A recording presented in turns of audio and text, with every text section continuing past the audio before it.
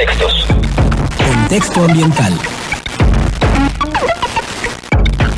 Con nosotros el doctor Francisco Valdés Pérez Garza. El día de escucharte, Francisco, bienvenido, buenos días. Muy buenos días, Marcela. Pues vengo con la novedad de que se me olvidó mi acordeón, así es que intentaré hablar así a capela. Mi colaboración va en el sentido del reciente gasolinazo y la indignación que causó prácticamente en todo el mundo.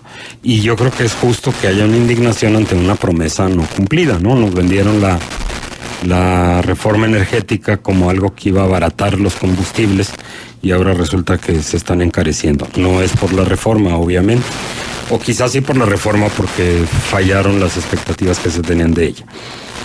Pero yo creo que quiero que vayamos un poquito más allá, un poquito abajo de la superficie y que nos preguntemos si de veras la gasolina es cara en México. Rápidamente hay voces que brincan y la comparan con los precios en Estados Unidos. En Estados Unidos, en promedio, el litro de gasolina cuesta 11 pesos. O sea, es mucho más barato que aquí. Pero ¿por qué no nos comparamos con los otros vecinos?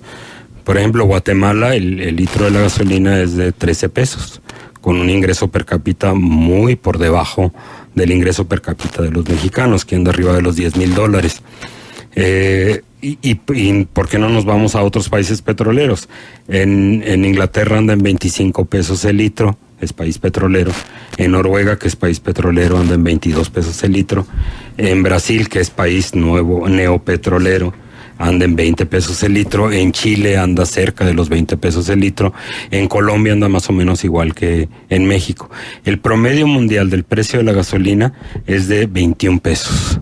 O sea que estamos muy por debajo del promedio mundial. Entonces yo creo que sí vale la pena preguntarse, ¿de veras está la gasolina tan cara como pensamos o como nos da en creer sin investigar un poquito más allá? Pero yo creo que aquí hay una serie de consideraciones. En la economía no se pueden ver claro. Cifras sueltas, Francisco. Tenemos que ver el Producto Interno Bruto, claro. El ingreso per cápita, por eso, las posibilidades de desarrollo. O sea, y la verdad de las cosas es que aunque en Brasil, la realidad económica de Brasil es muy distinta a la nuestra, pero la nuestra yo creo, a pesar de que Brasil es un país, como tú dices, neopetrolero, recientemente se ha ingresado a estas filas, pues no tiene tanto tiempo como nosotros. Claro.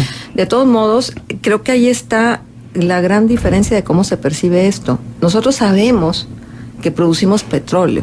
Nosotros sabemos que tenemos condiciones para no estar como estamos.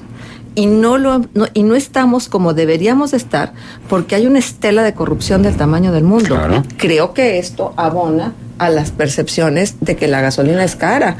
De acuerdo, de acuerdo. Por eso mencioné los casos de Guatemala, de Colombia, de Chile y de Brasil, ¿no? Que son países con un ingreso per cápita igual o menor. Bueno, Chile un poquito mayor que el nuestro, ¿no? Y que tienen precios de gasolina mucho más caros. Por eso mencioné a Noruega y a Inglaterra, que son países petroleros. Pero tienes razón. O sea, Pemex es el ejemplo más grande de corrupción.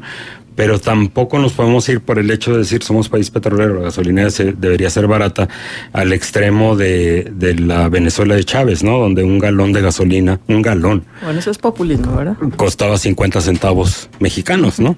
Entonces, yo creo que en términos absolutos, precio, ¿es cara o no es cara? Pues no es cara, estamos muy por debajo del promedio ¿Qué es mundial. Caro? En general, ¿qué es caro? Ahora, yo lo que quería traer a la mesa es la cuestión totalmente anecdótica e incidental de lo que me toca ver todos los días en las calles de Torreón, de Gómez y de Lerdo, y es coches parados, por ejemplo, fuera de una tienda de conveniencia, una farmacia, con el motor andando porque el señor o la señora no quiere pasar calor. Eso es el indicativo más claro de que la gasolina no está cara. Es el equivalente a ver a alguien quemando billetes de 500 pesos en la calle o de 100 pesos, ¿no? Estar usando la gasolina no para transportarse, sino para mantener el confort.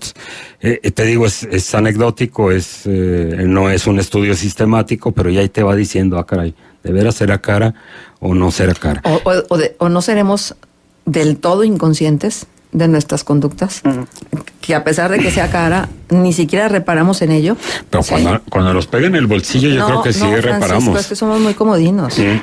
No, Francisco, es que nuestra comodidad está por encima de todo. Bueno, la otra cuestión que yo quería traer a la mesa también sobre esto de la gasolina es que finalmente la gasolina proviene de un recurso natural no renovable. Eso quiere decir que es un recurso que debería ser precioso a los ojos de todos, porque es algo que se va a acabar. Las entrañas de la tierra no están generando nuevo petróleo. Y si es tan valioso por ser no renovable, pues yo creo que deberíamos de cambiar esas conductas y tener un poquito más de conciencia a la hora de utilizar el coche. Por sobreutilizar el coche, como sucede en los Estados Unidos. Ayer veía una pregunta, hay un sitio muy interesante en internet que se llama Quora, y la gente hace preguntas y siempre sale un experto que de verdad sabe de lo que está hablando y te las contesta. Y alguien preguntaba, ¿cuál es el mayor shock que siente un europeo al llegar a los Estados Unidos? Dice, la manera en que usan el coche, la manera en que no caminan, la manera que no hay banquetas, o si hay banquetas no hay gente de arriba de las banquetas. Y creo que en mucho nos estamos pareciendo a la sociedad americana en el sobreuso del coche. Según el World Resources Institute, en Estados Unidos se gastan o se tiran a la basura más de 300,000 millones de dólares al año por el sobreuso del coche. ¿En qué se van estos 300,000 millones de dólares al año? Pues se van la gran mayoría en costos directos de accidentes, hospitalizaciones, daños a los automóviles, secuelas del accidente. Pero se va también un montón, 7,000 millones de horas hombres por embotellamiento. 7,000 millones de horas, hombre, porque la gente está parada en un embotellamiento. ¿Y cuántas veces no hemos estado nosotros en un embotellamiento despotricando por el embotellamiento? Sin darnos cuenta que el embotellamiento es por culpa de nosotros. Estamos ahí metidos porque estamos usando el coche, ¿no? De manera que hay que ver todas estas consecuencias que nos trae la gasolina, todos estos daños que nos trae el sobreuso del coche, visto un poco en el espejo de los Estados Unidos, porque es nuestro modelo a seguir, claro que no estamos ahí, y viendo también los precios internacionales de la gasolina. Y entonces nos deberemos preguntar, lo que es caro es la manera en que estamos usando la gasolina. Eso nos está drenando a nuestra economía y nos está haciendo perder un montón de dinero. Podemos traer un montón de otros argumentos a la mesa, muy válidos: la falta de planeación urbana, el desparramamiento de nuestras ciudades que obligan al uso del coche, la falta de infraestructura para, por ejemplo, moverse en bicicleta o a pie, la falta de un transporte público digno. Pero también veamos un poquito más adentro en cómo usamos el coche. ¿Realmente lo necesitamos para hacer esos viajes de 300 o 400 metros a la tienda de conveniencia o a la farmacia? Yo creo que no. Son distancias fácilmente caminables, ¿no? Entonces, eso es lo que yo quería que hiciéramos la reflexión. Si la gasolina de veras es tan cara como pensamos, o cuáles serían las consecuencias de tener una gasolina aún más barata de lo que ya lo tenemos.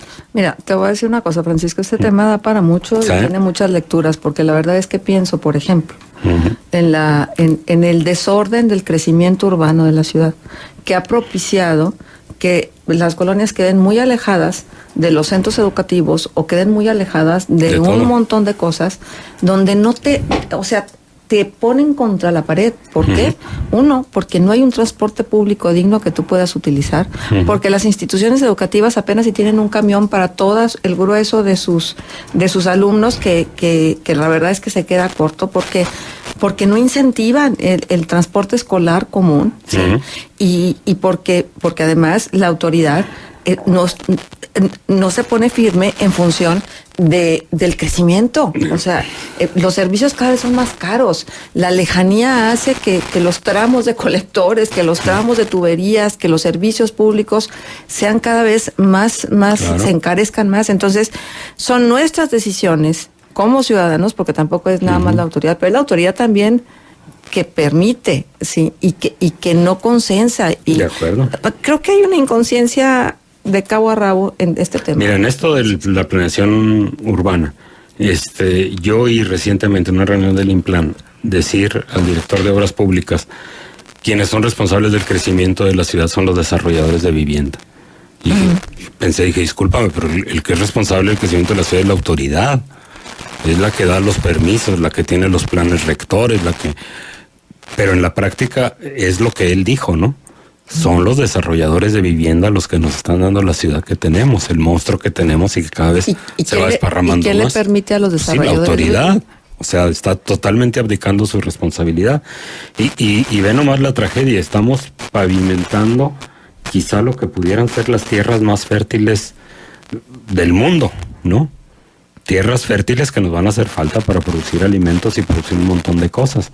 Y las estamos pavimentando para poner el mall y poner el súper y poner el no sé qué y la colonia de no sé cuánto. Y ahí nos vamos, ¿no? Desparramándonos. La densidad urbana en la ciudad de Torreón es de 75 habitantes por hectárea.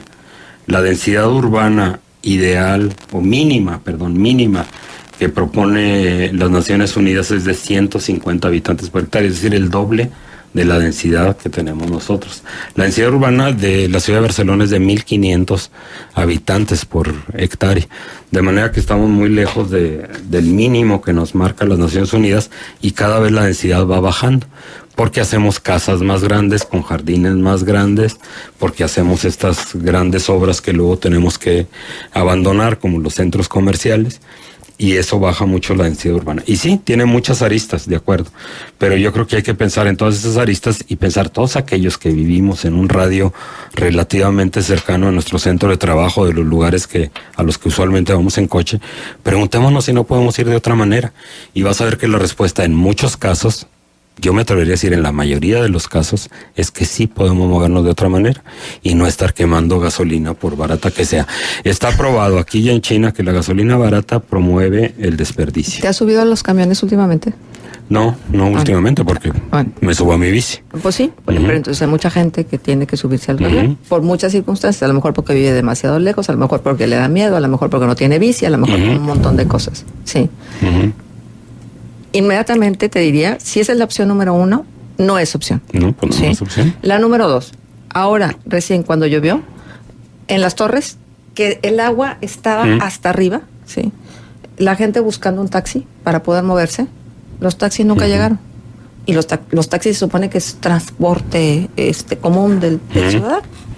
Bueno, pues nunca llegaron los taxis, ¿por qué? Porque no querían salir porque se les mojaba el coche y entonces arriesgaban su manera de allegarse a recursos y no tenía caso. Bueno, pensemos en los otros 350 días del año, si podemos transportar de otra manera. Francisco, sí, hace falta mucho. Claro. Pero conciencia también de parte de nosotros los que nos movemos, ¿no? Para empezar. No, yo no digo que conciencia de la autoridad, conciencia de nosotros. Claro. Sí. Entonces, pero también si vemos las circunstancias adversas, pues hay una desmotivación muy grande, pero muy, muy grande. Entonces, pues tiene que haber trabajos en común, o sea, que haya conciencia de parte de las autoridades para que estimulen la movilidad alterna de la mayoría de los ciudadanos. Pero, a ver, Francisco, algo que yo no voy a soltar nunca, y seguramente me moriré y así seguirá, pero ¿cómo quieren, sí, que caminemos si las banquetas están intransitables? No puedes caminar por las banquetas, ya sea porque la banqueta no existe, o porque la banqueta está a medias, o porque simplemente ya fue invadida. Yo tengo aquí unas fotografías que la verdad es que, bueno, ahí se las voy a mandar al peatón lagunero. O sea, no es posible. Y ante los ojos de la autoridad misma va y les compra a los que están invadiendo las banquetas como si no pasara absolutamente nada. Entonces, Francisco, amanecí grinch y amanecí pesimista. La verdad es que no encuentro por dónde, ni para dónde. Mira, Lech Wałęsa, el líder de Solidaridad, decía que él sabía que habían ganado su lucha en el momento en que hicieron como que la autoridad no existía, ¿no? Y en el momento en que te convences de que la autoridad no existe, ganas un montón de libertad. Entonces yo creo que también eso lo deberíamos de aplicar en nuestra vida diaria. ¿Qué puedo hacer yo? Y que me valga la autoridad. Habrá cosas que se pueden, habrá cosas que no. Las que se pueden, hagámoslas. Exactamente, pues sí, esa es la parte que nos tocaría. Y las que no, exijamos a la autoridad que haga su trabajo, ¿no? Bueno, es que se le exige de diferentes maneras y no hay peor sordo que el que no quiere oír. Así es. Dice Roberto, Francisco tiene carro, si no tiene felicidades, si no... No, sí tengo. Hay cosas que a mí me parece que no tienen fundamento y no tienen razón. Y esto otro, sí, a mí me gustaría manejarme en camión, pero que me garanticen primero que el camión pasa y que las condiciones del camión son seguras. De acuerdo. También Francisco Martínez pregunta, me sorprende lo que está diciendo Francisco. ¿Trabaja para Pemex o es vocero de Pemex o qué? Le di datos, le di números, ¿sí? Y le di opiniones. Ajá. Mis opiniones están basadas en los datos y en los números, que los investigue por favor a ver si son ciertos o no. Yo no trabajo para Pemex, ¿qué más daría, no? Con las jubilaciones que tienen, o para el con las seguro, prestaciones. o para Comisión Federal, o para cualquiera de estos de la nobleza. Ya no pagabas gas, ya no pagabas. Pues sí, exacto, electricidad y demás, y estaría aquí fustigándolos por desperdiciar el gas y la electricidad. No, para nada, tengo mi coche. No me gusta ir a la gasolinera para nada, pero procuro usarlo lo menos posible. Exacto. Eso es. Francisco, muchísimas gracias por estar con nosotros. Temas que nos hacen pensar que eso es lo valioso, que claro. Temas que a partir de los datos que tú das, que son datos duros, también puede hacer que reconsideremos nuestros puntos de vista y que veamos cómo podemos ser partícipes de una transformación y un cambio que lo está gritando la ciudad. Pero y el mundo entero y el planeta y todo. Pues muchas gracias, Francisco. De nada. Gracias por tu presencia. 8:48.